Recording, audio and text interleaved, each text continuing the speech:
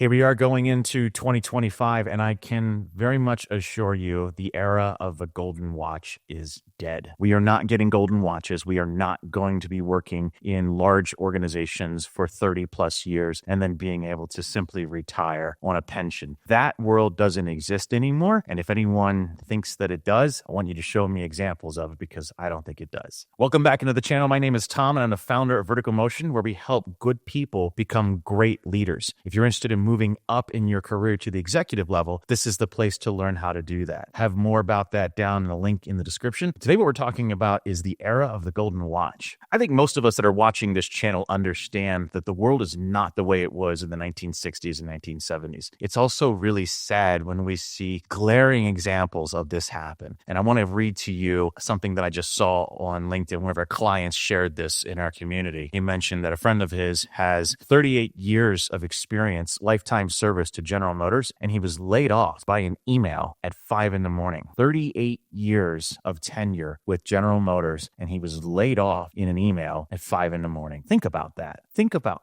38 years of dedication and service to an organization, and they lay you off with an email? I mean, I could get it with 3 years or 8 years, but 38 years? Wow, that's just awful. And the reality is that's just how it is these days. This is the reality that we live in 2025. Going forward, this world is far more transactional. This is an example of why, quite honestly, it's almost dangerous to be an employee anymore. So while that's true, there's also a silver lining here. And I want to talk about that specifically. Right now, it is easier to land clients than it is to land executive roles. This is a trend that I've been seeing now for the past year and a half as we've worked with over 150 executive clients in the Executive Career Accelerator program that we run. We have seen that it takes a little bit longer than it used to land executive roles. We've also seen when clients actually build a consulting business, that allows them to have some flexibility and stability during the in-between phases in their career. So if they've been laid off from an organization and they're waiting for the right executive opportunity to show up, they can be doing some consulting work, which extends their runway. And we're finding this to be more and more practical. But here's another cool catch, is that a lot of our clients who have built consulting businesses are enjoying their consulting so much that they're leaving their full-time careers behind and actually running their consulting businesses now, because that's providing more freedom, flexibility, enjoyment, and most importantly, financial security. Now, if you think about it, it used to be that if you worked for a company, they would take care of you. And there used to be an understanding that you wouldn't make as much money working for a company as you would if you worked for yourself. But the stability of that role outweighed the decrease in your potential income because being an entrepreneur is seen as risky. Here we are going into 2025, and I want to make the argument that being an employee is now more risky to your income than being an entrepreneur. All right, so first of all, we're going to talk about why this is happening, the macroeconomics of this. We're going to talk about the trends that we see in 2025 and beyond. And finally, what all aspiring executives should do today. So let's talk about the macroeconomics of this. Why do we live in a world where layoffs are run rampant and the idea of employment seems to be losing a lot of steam? Well, you can trace this all the way back to the early 1980s when Jack Welch of General Electric fame decided to weaponize layoffs. He used layoffs as a tool to tweak profitability in his organization. It wasn't that he was trying to make the corporation profitable when it wasn't. He was trying to make the corporation more profitable than it already was. Jack Welch led an entire attack on employee benefits such as pensions now becoming 401ks, healthcare being diluted, the number of hours available for vacation being decreased, and yes, that sense of security and stability that we crave when we're employees, right? How many times do you go to work fearing that you're going to be laid off? I can tell you it wasn't like that in the 1990s. We didn't have this constant specter of layoffs hanging over our head. As long as we were profitable or break even, the agreement was the company would continue to take care of us. But over the last 40 years, what we have seen is the financification of companies in every industry, from automotive to consumer packaged goods to service industries to healthcare. Everything is financial now, right? And even software and video games, everything is about the finance. It's about the money. It didn't used to be this way, and it is now. This is a big change over the last 50 years that I don't think a lot of people that worked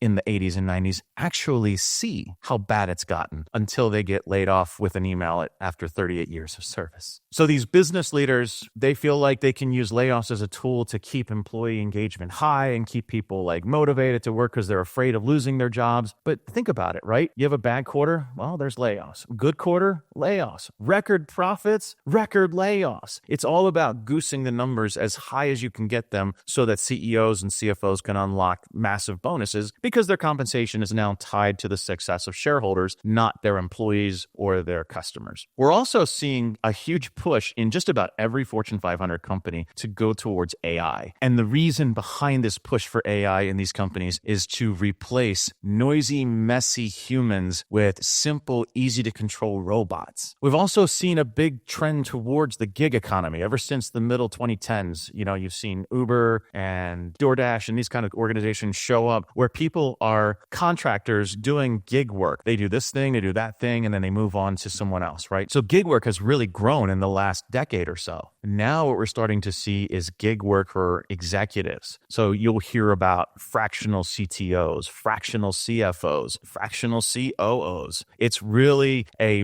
burgeoning industry right now where you can see executives now being fractionally supporting multiple companies. So I know someone who's a fractional CFO and he supports 14 organizations, some very small and some very large. And if you think about it, large companies love this trend because now they don't have to hire people. They just have to hire contractors, and there's no overhead with contractors, and you can turn them on and off as you need to. So those are the macroeconomics behind what's happening here. Let's talk about the trends in 2025 and beyond. Well, as we know by now, there's a new administration coming to power in January 2025 in the U.S. federal government. This administration is very pro-business and kind of anti-employee. There's already discussion about how overtime may be required by employees, but not necessarily compensated beyond straight time by employees. And we might see the repeal of the Affordable Care Act, which could, disrupt insurance for 40 million people, including me. Recently, we had a court case that announced that non-compete agreements wouldn't necessarily be able to be enforced. And then very quickly was an appeal by a conservative court that actually rescinded that and said, yes, non-competes can be repealed. And now there's discussion of a law being passed through Congress in 2025 that would codify that. So overall, you can see there's going to be a regulatory environment that is very pro-business and very anti-employee on its way in 2025. And quite honestly, I don't see a slowdown in the trend of greed and profit-taking and corporations just getting richer, executives getting richer, large shareholders getting richer, and regular employees struggling more and more. Even crazier is the trend of employee tenure. Back in the 1980s, the average employee tenure was over 15 years. They would work in a job for 15 years before they moved on. Nowadays, it's 3.9 years. And it's even worse for women. Women have an employee tenure of 3.6 years in 2024. And that rate of 3.9 years median tenure, that means most people are working less than 4 years in a job. Half of the people are probably working 2 years or less. It's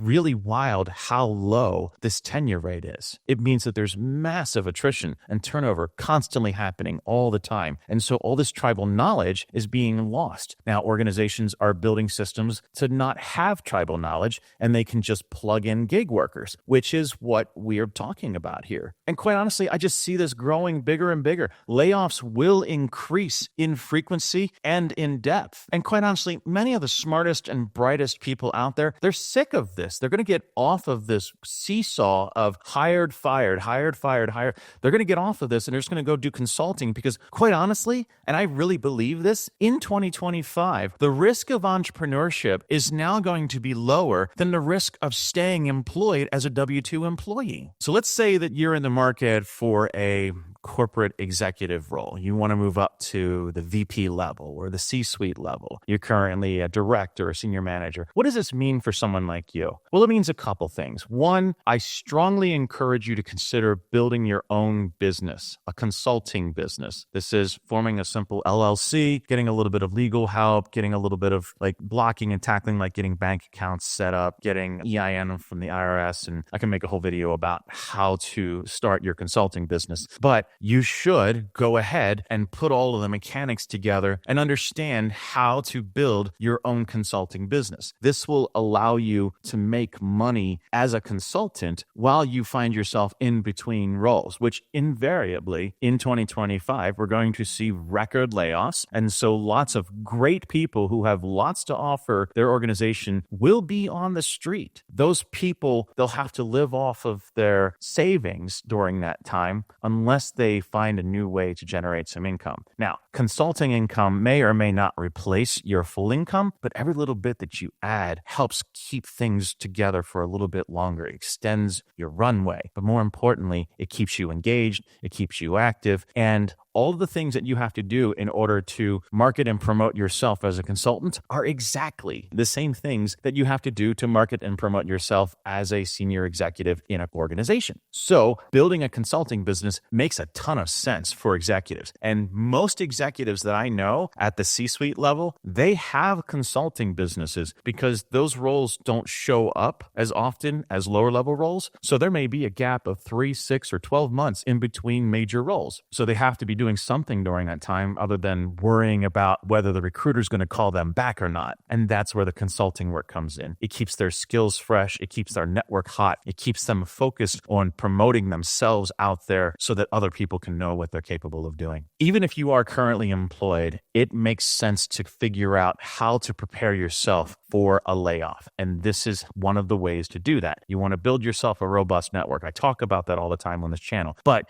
you also want to be able to tap that network as a consultant should you get terminated, should you get laid off, right? I would encourage you to consider the reality of 2025 is that being an entrepreneur is now financially safer than being an employee, because at least as an entrepreneur, you have control over how much revenue you make. When you are an employee, you are at the whim of some CFO's dream about how much their bonus check is going to be. They don't care about you. When you run your own business, you care about everything. And I honestly believe that every executive this year should be starting their own consulting business should they need it. So yeah, the golden watch is dead. There is no golden watch coming for us anymore. We have to let go of that American dream. The truth is that we now live in a gig economy. We live in a free agent economy. We are on our own. We can't rely on our bosses to carry us through our career. We can't rely on large corporations or small corporations to stay in business for decades at a time, working to help us as employees. Can't rely on those things anymore. You have to rely on yourself. So if you want to become an executive, learn how to take care of yourself, not only in large organizations, but also as a consultant. I hope this was helpful to you, and I will see you in another one.